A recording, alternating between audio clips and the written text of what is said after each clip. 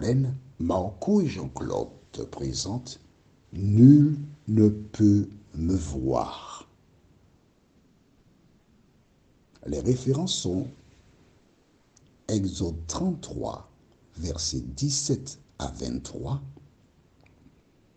et Apocalypse 6, versets 12 à 17.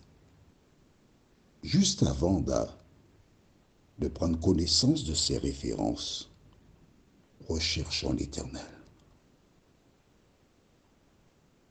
Éternel, nous venons encore vers toi, afin que tu nous bénisses. Nous venons encore vers toi, afin que tu nous transformes à ton image. Nous venons encore vers toi, car sans toi, nous ne pouvons rien faire. Éternel,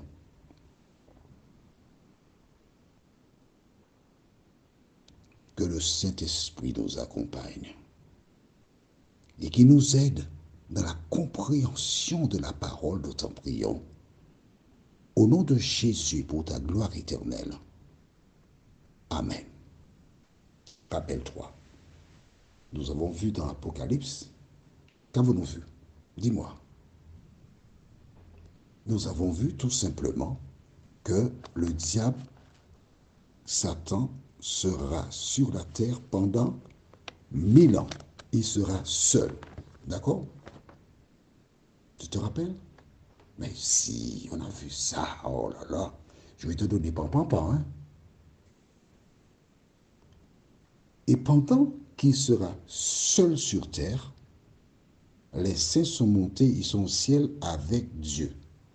Bon, pendant combien de temps? On ne sait pas encore, puisqu'on n'a pas encore lu. On ne peut pas te dire pendant combien de temps. Mais je sais, hein, mais tu verras.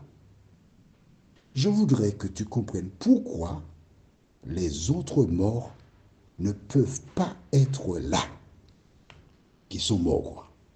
Allons au livre de Exode, chapitre 33. Dieu avait un contact particulier avec Moïse. Ils échangeaient. Quand Moïse descendait, son visage était resplendissant. On sentait qu'il avait été avec Dieu.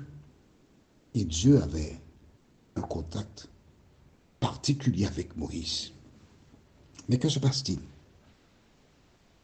Un jour, Moïse, il souhaite voir Dieu, quoi. Alors, il s'organise.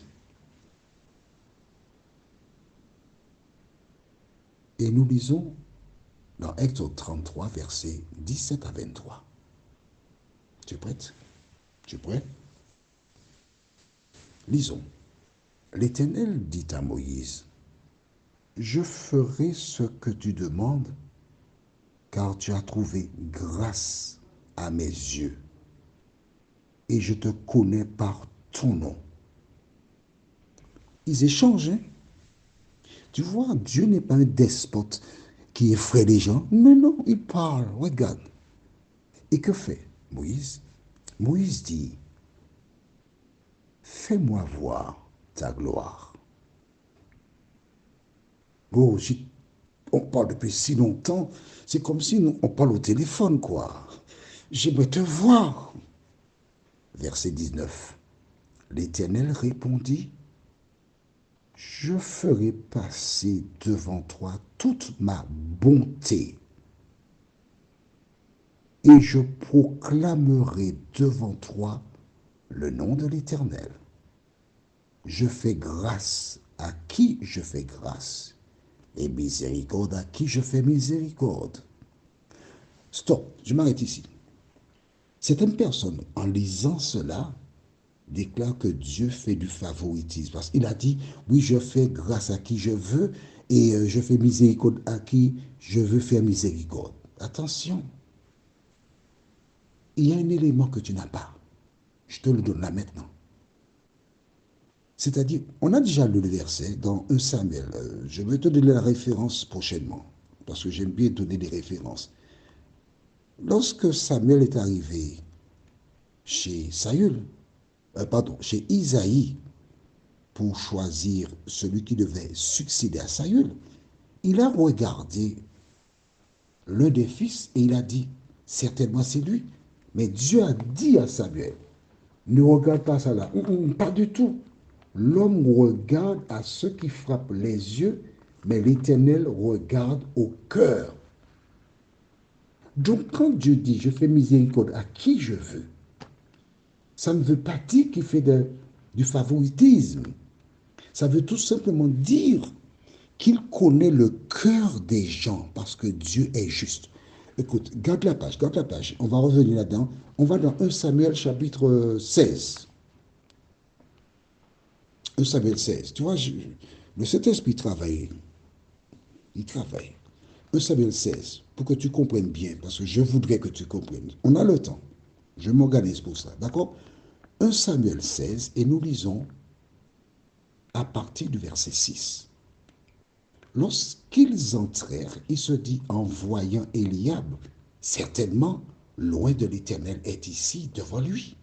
Et l'Éternel dit à Samuel, regarde bien, je relis pour toi.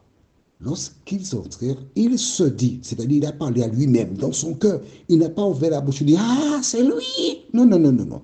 Il se dit, en voyant Eliab, certainement, loin de l'Éternel est ici devant lui. Et l'Éternel dit à Samuel, ne prends point garde. Ah, tu vois, Dieu connaît tes pensées. Dieu lui dit, ne prends point garde à son apparence et à la hauteur de sa taille, car je l'ai rejeté. L'Éternel ne considère pas ce que l'homme considère. L'homme regarde à ceux qui frappent les yeux, mais l'Éternel regarde au cœur. On va prendre un exemple. Jean-Claude a fait quelque chose qui n'était pas bien. Il a été vers une autre femme. Tout le monde parle là. Jean-Claude a pris une femme. Jean-Claude a une concubine. Sauf que le soir, Jean-Claude couché dans son lit, il a demandé pardon à Dieu. Jean-Claude pleure. Toi, tu ne vois pas Jean-Claude pleurer, mais Dieu voit Jean-Claude pleurer. Et Dieu entend, Dieu voit, Dieu pardonne Jean-Claude. À ce moment, il fait miséricorde. Mais toi, qui n'as pas vu Jean-Claude pleurer, tu dis, mais comment Dieu peut pardonner à Jean-Claude qui a fait tant de bêtises? Tu comprends? Alors, verset 20, c'était la parenthèse, hein? Tu ne pourras pas voir ma face, car l'homme ne peut me voir et vivre. On s'arrête ici, à cause du temps, puisqu'on a fait une petite parenthèse. L'homme ne peut voir ma face et vivre. De quel homme est-il question ici? De l'homme, toi et moi, tel que nous sommes, parce que nous sommes des pécheurs.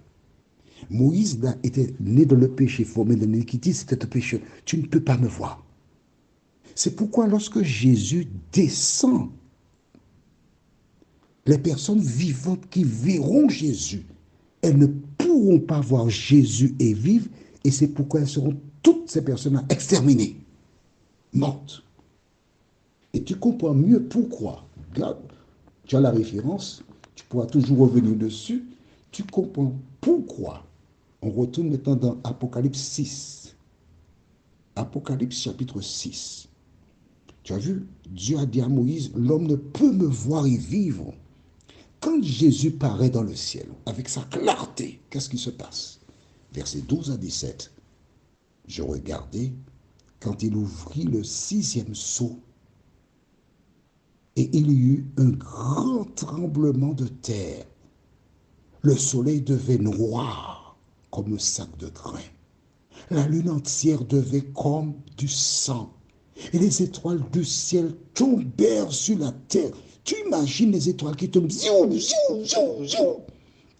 Et des gens qui voient les étoiles venir tomber sur eux. Ces gens qui cherchent un asile, qui crient. Ce sera terrible.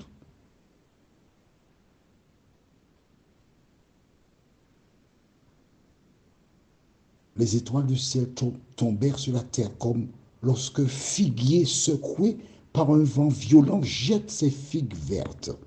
Le ciel se retira comme un livre qu'on roule, et toutes les montagnes et les îles furent remuées de leur place. Les rois de la terre, les grands, les chefs militaires, les riches, les puissants, tous les esclaves. Tu vois, il y a des esclaves jusqu'au retour de Jésus. Et les hommes libres se cachèrent dans les cavernes et dans les rochers des montagnes. Et ils disaient aux montagnes et aux rochers, tombez sur nous et cachez-nous devant la face de celui qui est assis sur le trône et devant la colère de l'agneau, car le grand jour de sa colère est venu. Et qui peut subsister? Qui peut vivre? Voilà pourquoi la terre sera vide. Tous les hommes seront morts. Je voudrais aussi te présenter ma chanson. Tu sais que dorénavant, il y a toujours des paroles de chant. Ce chant dit, Jésus te confie une œuvre d'amour utile et bénie jusqu'à son retour. Cette sainte tâche, veux-tu l'accomplir pour lui sans relâche, sans jamais faiblir? Le refrain ou le chœur, prie, agis, jour après jour, sans broncher, suis ton sauveur avec amour. Sois fidèle, obéissant, et le maître rendra ton travail puissant. Mon ami, je ne travaille pas pour une association. Je ne travaille pas pour un groupement. Mais l'Éternel m'a appelé. Il m'a donné la vie afin que je partage la parole. Parce que Jésus a déclaré dans Matthieu 24, verset 14, cette bonne nouvelle du royaume sera prêchée dans le monde entier pour servir de témoignage à toutes les nations. Alors viendra la fin. J'ai hâte de voir Jésus revenir. J'ai hâte de voir ce qu'il a préparé pour ceux qui l'aiment. J'ai hâte de te voir au retour de Jésus sur la nouvelle terre. Prions notre Seigneur et notre Dieu. Merci pour la parole. Merci parce que nous savons maintenant qu'à ton retour, toutes celles et ceux qui n'ont pas fait la paix avec toi seront terrassés, seront mortes, ces personnes.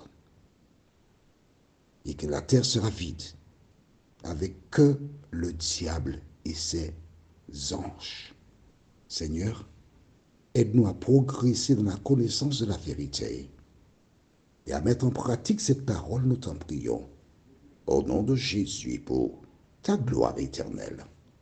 Amen. Que l'Éternel continue de te bénir. La prochaine étude est « Il revint à la vie ». Nous lirons dans Apocalypse, chapitre 20, les versets 4 et le verset 6. Apocalypse 20, verset 4 et le verset 6. Il me tarde de te retrouver. Que l'Éternel continue de te combler. Qu'il continue de te protéger. Et que ton nom soit inscrit dans le livre de vie.